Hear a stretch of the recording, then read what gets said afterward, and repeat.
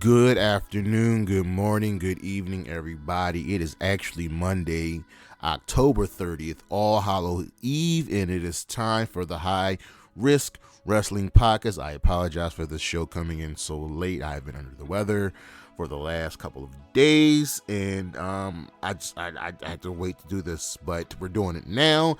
Don't forget to check out the socials. Charismatic Creations on Facebook and YouTube. Charismatic_Creations52 on Instagram. The 215 on Twitter, and this is the news. The name change reaction to TNA is, well, mostly positive from everyone in the company to fans. It's been welcome. Again, I wish they would modernize the insignia, but we're welcoming TNA back into the fold. The WWE is very, very interested in signing Will Ospreay when he becomes a free agent coming up. Who wouldn't want to sign Will Ospreay? It's Will Ospreay. He's one of the best wrestlers on the planet. They are very open to signing him. Sounds like he might be leaning towards Impact Wrestling or AEW. I definitely believe they are the front runners. Tammy Lynn Sitch, her civil suit has been dropped. She's now seeing one more case for the court date, but the civil suit filed against her for the DUI arrest has been dropped. PCO has re-signed with Impact Wrestling. TNA Wrestling. And it's good. He's been given a salary bump and creative leverage during his contract negotiations. Drew McIntyre, on the other hand, has not re-signed with the WWE despite his upcoming title match against Seth Rollins at Crown Jewel. What will Drew do? Will he re-sign with the WWE? Will he move back to Impact? Will he go over to AEW? We will have to wait and find out. Heath, on the other hand, Heath Miller, as you know him in TNA, is now a free agent. His contract expired last week, and we'll see what's next up for him. I kind of expect him to be back in TNA in short order. Ronda Rousey made a surprise appearance at Lucha Vavoom, helping out her good friend and stablemate Marina Shafir and helping out Taya Valkyrie and Brian Kendrick. It's great that Ronda was on the indie scene. I always like it. She really does have a passion for professional wrestling. I don't think a lot of people really and truly understand that. Thunder Rosa, my girl, she is still on Collision. She's still doing commentary. She's good to go. She's just waiting on creative. I cannot wait for Thunder Rosa to return. TNA has signed a 19-year-old star. Let me get his name right. Leon Slater to a long-term contract. He has incredible in-ring skills.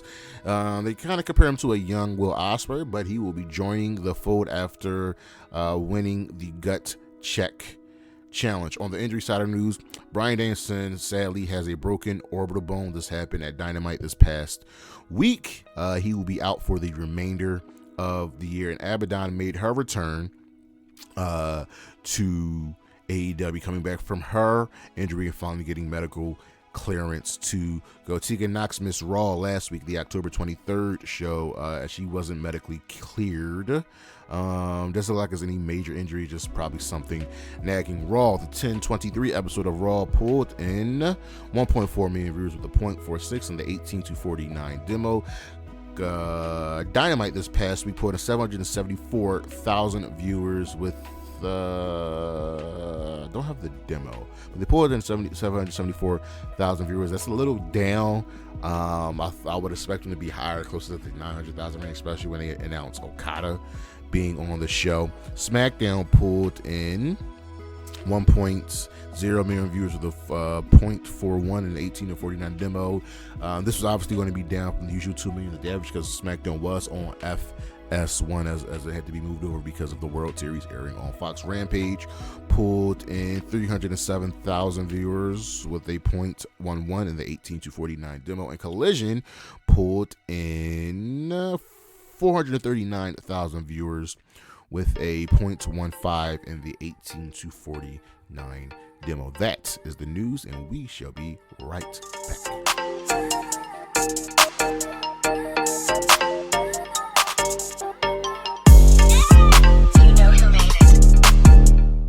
Let's dive into the week in review. Monday Night Raw, we had a standard show where, as we're building towards Crown Jewel, this show gets a fist. So we open the show with Damian Priest and Finn Balor bragging about the win, and they're challenged by Cody. Jay backs Cody up. McDonough helps out the Judgment Day, and they injure Cody's ankle. Take that, Joe, and smacked it right against the steel steps with the steel chair. The New Day defeated the Alpha Academy. Becky Lynch says she will be a fighting champion. Rhea entices Seth with an offer. Mommy making moves. Becky Lynch retained the NXT Women's Championship against Indy Hartwell. Then Zaya, after the match, punched Candice, who was backstage.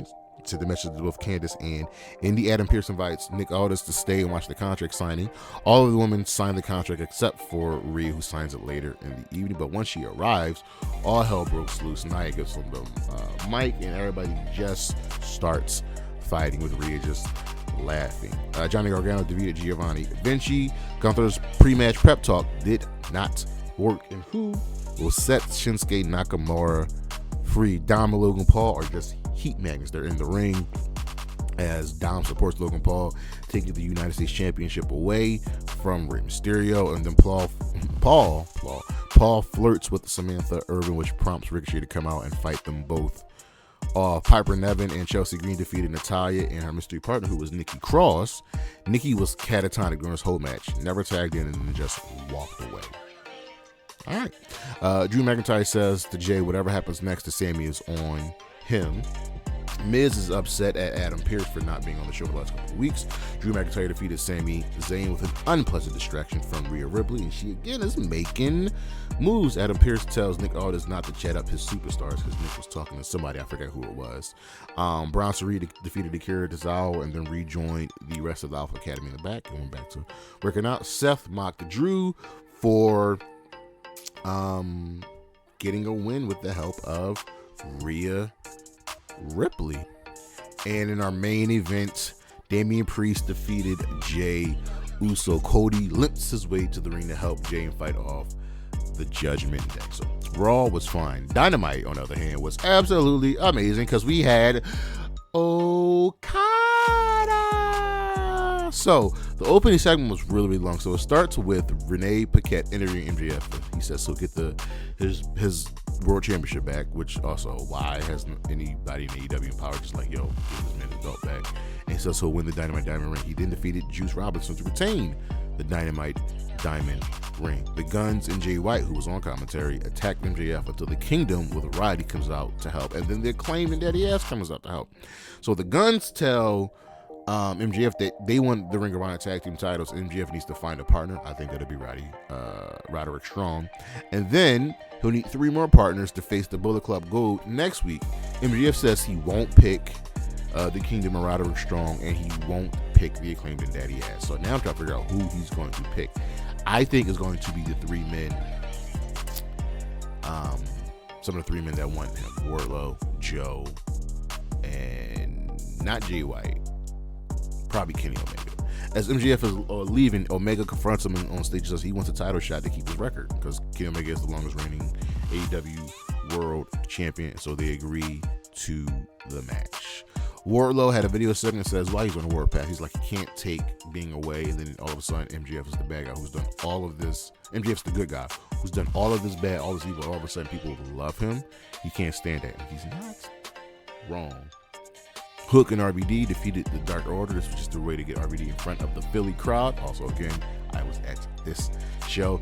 Sting's gift from Tony Khan is, woo! Ric Flair, they reminisce. Sting had thanked everybody that helped him in his career. Christian comes out and then absolutely destroys everybody on the mic. He had Luchasaurus with him. He had Nick Wayne with him. And this was just great. He says he doesn't want to wait till Revolution for Sting to retire. So he and Sting and Darby Allin need to find a 3rd partner to face Christian, Luchasaurus, and Nick Wayne at Revolution.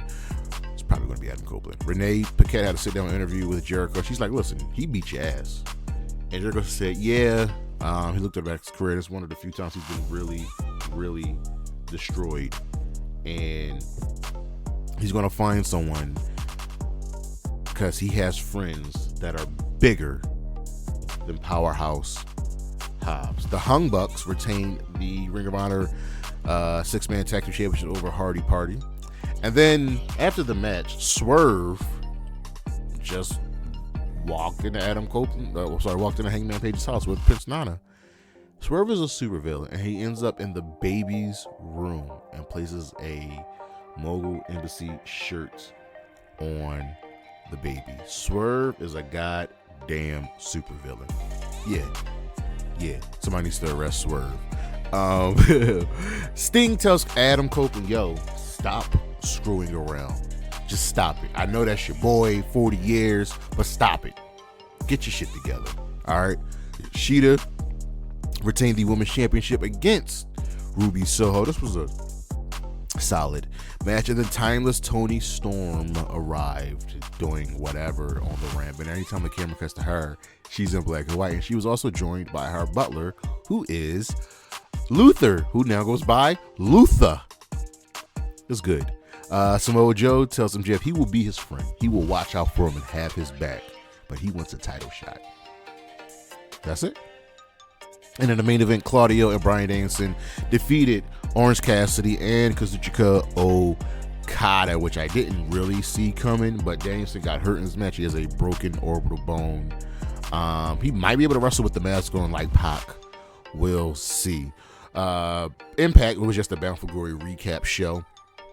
Nothing too crazy. Once again, Bound for Glory was a very, very, very good show. Go and check it out, especially the Mike Bailey, Will Ospreay match. Over on SmackDown, we had a solid bill for Crown Jewel. We opened up with the contract signing between Roman Reigns and LA Knight. So as Roman Reigns is walking down to the ring, right before his pyro goes off, LA Knight's music comes on, and he just walks right past Roman. So they have the contract signing. Roman is just really good here. They have the contract signing, and Roman does this thing saying, yo, have you ever been in one? Yada, yada, yada. And LA Knight just absolutely goes off. You can't stop the undeniable Kavorka. While you were doing Suffer Succotash, I was doing everything else, becoming the fastest rising star. He just embarrassed. And the best part was he was like, what everybody's saying, when you know he does that. He said, not yet. Kept going, kept cutting his promo, and then LA Knight. Roman had enough, flipped the table, tried attacking him. He got the upper hand, escaped the ring. Jimmy tried attacking, and Roman was like, handle him. Paul Heyman said, handle him. But Jimmy got put through a table. The Street Profits defeated Carlito and Santos Escobar. I'm going to need the LWO to start winning matches. Logan Paul attacked Rey Mysterio in the back. Jimmy is... We're in Roman's locker room, and Jimmy was like, look, he can't fight anymore. He's on the injured reserve list. And Roman was like, you what? And he did. And Jimmy was like, I'm off the injured reserve list. Jimmy's comedy has been absolutely amazing. KO gets into it with Logan Paul, and then gets into it with Austin Theory and Grayson Waller. Dragon Lee accepts Cedric Alexander's challenge. There's a random Cedric Alexander appearance. Shotzi Blackheart defeated Chelsea Green. Cena has doubt as he'll be facing Solo Sikoa at Crown Jewel. So Paul Heyman comes out, does what Paul Heyman does, because can't nobody sell a match better than Paul Heyman.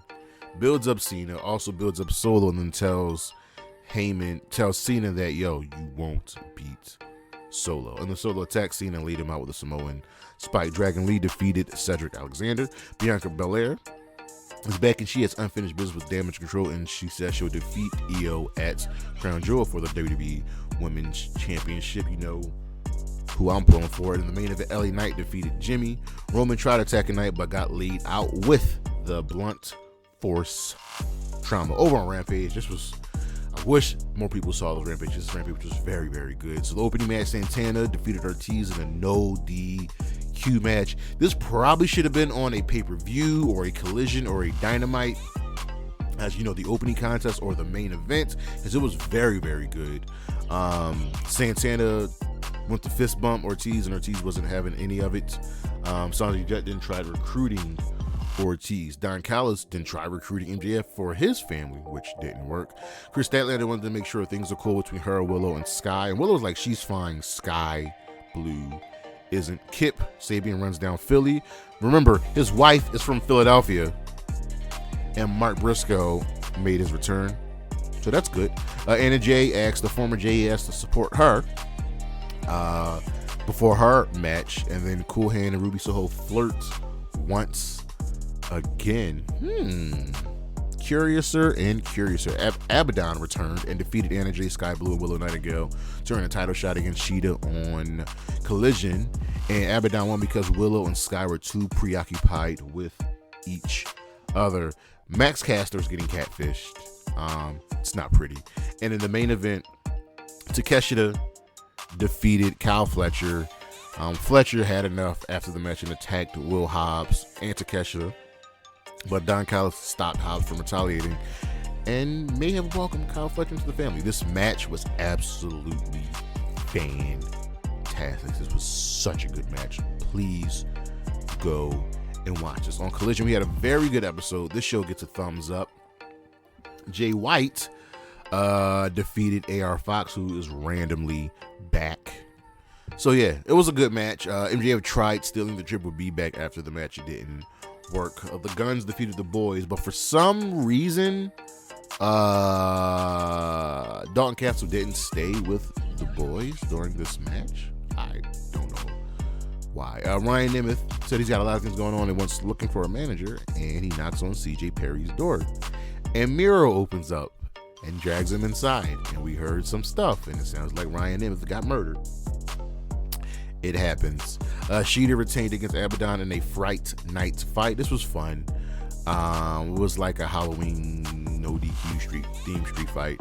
Abaddon was cosplaying as Spawn, and Sheeta was as Ada Wong from Resident Evil. Thomas Tony Storm then arrived. I don't know. She's getting a title shot at Revolution. It's weird. Also, AEW announced a new pay-per-view coming up at the end of the year after Revolution called World's End. We'll see. Joe won a squash match because Joe does what Joe does. Ricky Starks defeated Dax Hardwood in a solid match. The House of Black arrived because clearly they're coming for FTR. But then La Faction Ingobernables returned as well. Rouge, Drilistico, and Preston Vance. And then they attacked the House of Black. So then we got a team of 5 versus a team of 5. I'm going to be paying attention to this one. Chris Statlander wanted to know why Willow or Sky didn't win to earn that championship match. And Blue was like, any business she has with Julia Hart will be addressed on her own. Sky Blue is succumbing to the dark side. Claudio won a squash match, and then he says he will avenge Dane. So whether it's Okada, whether it's Orange Cassidy, he don't know whether it was a Rainmaker or an Orange Punch that broke Danielson's face, but he's going to get revenge. And in the main event, in a spectacular match, MJF retained the AEW World Championship over Kenny Omega. This was absolutely fantastic. So now MJF is the longest reigning AEW World Champion. Jay White, Wardlow, and Samoa Joe were all watching backstage. Collision was absolutely fantastic, guys. You need to go and watch Collision. Our matches of the week from Raw: Drew McIntyre versus Sami Zayn. From NXT, Becky Lynch versus Lyra Valkyria for the NXT Women's Champion. Becky is no longer the champion. She was a fighting champion but couldn't fight any more. For Rampage, Mike Santana versus Ortiz in a no DQ match, and Konosuke Takeshita versus Kyle Fletcher. That match was, boy, absolutely amazing. I was there for that, guys. Trust me, it was great. And from Collision, MJF versus Kenny Omega for the AEW World Championship. Also a very, very good and excellent match. Our Wrestler of the Week, I just got to give it to MJF. He pulled double duty this week. You know he doesn't like wrestling. He wrestled 2 matches in 1 week, and he's just been the center of the show and has been absolutely killing it. And now that we don't have these restrictions on Collision, things can start flowing just a little bit more. And I'd be remiss not to mention Shane Taylor and Keith Lee will have their match, because Shane Taylor is going to come. It's coming for Keith Lee. But that is our week in review. That is our matches of the week, our wrestler of the week. Thank you as always for watching, for listening. I'm sorry for the show coming out so late. Don't forget to check out the socials, Charismatic Creations on Facebook and YouTube, Charismatic_Creations52 on Instagram, the 215 on Twitter. And please don't forget to check out the High Risk Wrestling Podcast every Saturday, with this Saturday's show being a review of Crown Jewel. That is our show, and I will see you this coming week with a new list, the first episode of Throwback Thursday. Peace.